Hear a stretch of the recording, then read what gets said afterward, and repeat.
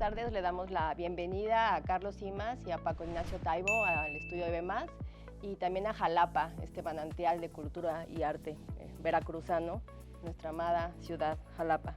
Me gustaría preguntarles a los dos cómo es que nace, aunque intuyo la respuesta, pero cómo es que nace este compromiso. Esta pregunta la había pensado para Carlos. Tú siendo un académico, este compromiso, porque el conocimiento y la generosidad del académico haciendo conocimiento, generando conocimiento, no se quede ahí en ese lenguaje universitario, nada más sea para la élite universitaria. ¿Cómo se tiende este puente entre academia y pueblo, ¿no? ¿Cómo logras hacerlo? Pues gracias al Fondo de Cultura y al Ayuntamiento de Jalapa, no gracias mucho a la UNAM o a las instituciones de educación superior. Yo creo que si el conocimiento no es social, deja de ser conocimiento, se vuelve privilegio. Y justamente es el esfuerzo de hacer de este conocimiento, de esta búsqueda, algo que se socialice y se enriquezca, porque es así donde se enriquecen estas historias. Y aquí sobre todo se trata de rescatar a nuestros héroes populares, que yo digo que deben ser héroes nacionales, no solo héroes populares, y que creo que en el caso de Yanga y de los cimarrones que lo acompañaron y las cimarronas que lo acompañaron en esta gesta de más de 30 años de estar alzados en armas contra la corona española hasta derrotarla, hasta imponer la libertad de ellos, no se ha contado ni se ha reconocido nomás porque Yanga es negro, porque no le encuentro ninguna otra razón. Es puro racismo. Claro. Entonces sí. Y se habla ahora, ya se empezó a hacer más formal lo de la tercera raíz, pero se habla como si eso era un asunto de los negros, de los otros. No, es nuestra historia, son nuestros héroes y así hay que contarla. Entonces hay que reivindicarla como tal, y yo le diría a mis amigos negros, que tengo varios amigos que además les decimos negro, ¿qué pasó mi negro? De aquí de Veracruz, que se sepan orgullosos que esta es la épica que los antecede. Sí, que nos resignifica. En la conversación telefónica comenté que yo soy muy orgullosa desde muy niña de que mis dos abuelas son mulatas y de que tengo ahí ciertos rasgos característicos de la negritud, como mi cabello chino, ¿no? Y entonces, y siempre me ha tocado hablar un poco de esta tercera raíz tan olvidada en el mexicano. Ayer justo le estaba platicando a un maestro que iba yo a estar con ustedes y que iba yo a hablar sobre el libro, que no dije el título, que se llama Yanga, una historia de aguerridos cimarrones libertarios. Y entonces el maestro me dijo, un negrito. No, un negro. No, un negro. Somos, ¿no? Esta necesidad de siempre buscar un diminutivo para minimizar, o por ignorancia, ¿no? Yo creo que es una combinación de ignorancia y racismo, y está articulada.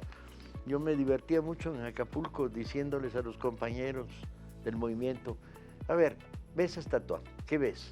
No, Vicente Guerrero, velo bien. ¿Cómo tiene los labios? ¿Bembones? No. ¿Por qué? Me lo blanquearon a Vicente Guerrero. Era evidentemente un descendiente, quién sabe cómo y quién sabe cuándo, porque su historia se remonta a una época muy difícil de documentar, de una comunidad negra. Y tenía el labio bembón, y cuando me lo volvieron presidente me lo blanquearon, ¿no? Tanto en las imágenes públicas de los retratos como en las esculturas. Pero esta es una eterna historia que va criollizando la historia nacional, ¿no? Pero bueno, esto yo creo que... Bueno, que ahorita hay como mucha, ¿no? Hay mucho auge y hay desde muchas trincheras. Y una de mis ensayistas favoritas es la magnífica Bell Hooks, ¿no? Y entonces mi lectura de feminismo es de feminismo negro, que no tiene nada que ver con el feminismo blanco. Y es una aguerrida, también una voz aguerrida, ¿no? O sea, esa sangre negra sí nos hace diferentes y debemos estar como más orgullosos de tenerla y de resignificarla, ¿no? De nombrarla, ¿no? Entonces es eso, como el nombre, somos negros, venimos de los negros, de las negras, no de los negritos. Sí, qué horror. Sí, ¿verdad? Sí, es Sí, qué horrible. horror. Pero es lo mismo con la discapacidad, ¿no? O sea, es lo mismo con todo tema que recalque la diferencia. Es el problema del mundo de querer que todas y todos seamos iguales y cumplamos un canon estético Tú determinado. estás peleando en diferentes niveles, Sí. tú y todos, y ustedes están peleando en diferentes niveles. Uno de ellos es, tenemos que plantearnos la pregunta clave cuando te aproximes a la historia, que es, ¿de dónde venimos? ¿Quiénes somos? ¿A dónde vamos? Así es.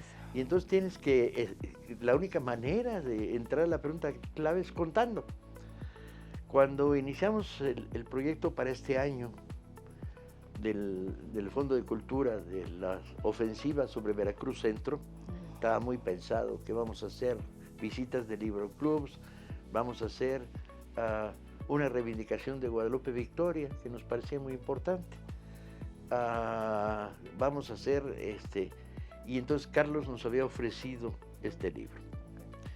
Y dijimos, vamos a intentar hacerlo de la manera más al estilo del Fondo de Cultura posible, que es, buscamos colaboradores, hacemos una primera edición de regalo en Jalapa y en Yanga, y el libro entra a la venta en enero ya en red comercial por todos lados, pero a un precio muy bajo, gracias a estas dos operaciones combinadas. Entonces era una mezcla. Vamos, regalamos libros, presentamos libros, y el libro de Carlos nos venía muy bien para toda esta operación combinada sobre Veracruz Centro, que tiene que ver fomento de la lectura, visitas de libro bus, potenciamiento de las librerías, etcétera, etcétera, etcétera. Y bueno, con esto arrancamos esta fase de la operación Veracruz Centro. Para el fondo son 30 cosas que van a suceder en estas próximas semanas. Y me gusta la idea de arrancar con un libro como este, que tienen doble significado. Estás hablando de rebeliones populares, estás hablando de historia, nuestra historia, y además cumplo una promesa hecha hace un año a los jalapeños, que dije, volveré. ¿Con qué volverás? Volveré con un libro sobre Yanga. Y qué cumplí maravilla. la promesa. Qué maravilla.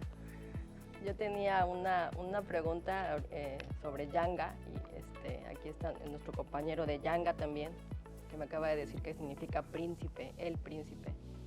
¿Cómo Carlos Imaz se hilvana en el personaje mítico? ¿No? Como ya me platicaste un poco la vez pasada, cómo lograste hilvanar historia y literatura, cómo se hilvana, qué nudito haces para que estés ahí en... Creo que eso es lo más difícil, es encontrar la voz de un personaje y de un grupo de personas que vivió algo que es cuasi inimaginable. Digo, porque sí es posible imaginarlo, pero no al nivel de lo que ellos vivieron. Te arrancaron de tu tierra, de tu religión, de tu idioma, de tu familia, de tu continente. Te maltrataron a niveles impensables y no perdiste la ternura, hermano. Eso habla de una calidad humana brutal y es muy difícil ponerse en la piel de un personaje de estas características. Combatió 30 años, mató y estuvo dispuesto a ser muerto, pero no perdió la ternura. Y eso es extraordinario. Y al mismo tiempo que tienes esto, que es lo más difícil, es tratar de encontrar un poco el tono de él. Tienes el otro lado, la parte más terrible de la calidad humana, de la condición humana, que es la del crimen contra la humanidad, los esclavistas y los colonialistas. Entonces tienes los dos extremos de esta circunstancia humana, que creo que esa es la parte más dura, más bonita de esta historia, ¿no? Tanto una como otra, porque luego se habla de que lo humano es lo bueno. No, lo humano es tanto lo bueno como lo más malo. Por supuesto, ¿no? Si no dejaríamos de ser humanos, si no tuviéramos esa conciencia de la condición humana, ¿no? Era interesante porque cuando Carlos presentó el proyecto del libro tenía un aval para el Fondo de Cultura, que eran los trabajos que había hecho de historias de vida. La historia de un niño tzotzil, la historia de un combatiente uruguayo, la historia... Y estos trabajos daban clara idea de que Carlos manejaba un género que para nosotros es muy importante en el fondo, que es el testimonio. Y dijo, es una novela. Y dije, ay, en la madre. ¿Estás seguro? Y dijo, sí, estoy seguro. Dije, bueno, no ibas a poder testimoniar algo sucedido hace tantísimos años, porque el nivel documental es muy pobre, ¿sí? y confuso y mentiroso, Claro, como por todos los supuesto. papeles que Claro se que quedan sí. después. Sí, Más que venían de la iglesia, la mayoría de esos El papeles. clero informando. Ujú. sobre un negro. En Y una- sobre un negro. Entonces dije, wow, estuvimos dándole vueltas y dijimos, no, funciona, y funciona como narrativa. Al haber usado la novela como instrumento narrador, no le despoja el rigor histórico, la necesidad de recuperación de la historia, pero al mismo tiempo hace la lectura muy amena y muy accesible. Claro, que es uno de los Funciona. compromisos, ¿no?, del Fondo de Cultura Económica. Es Queremos hacer muchos libros muy baratos, con distribuciones por todos lados, regalar para libros. que se lean, Exactamente. no para que se queden ahí Y, guardaditos, ¿no? sí, Para que se lean. Y si te hace leer a fuerza, castigado, y no por gusto, placer, y tu lectura es placentera, no vas a tomar el hábito No, de la lectura. no lo logras, no lo No. logras.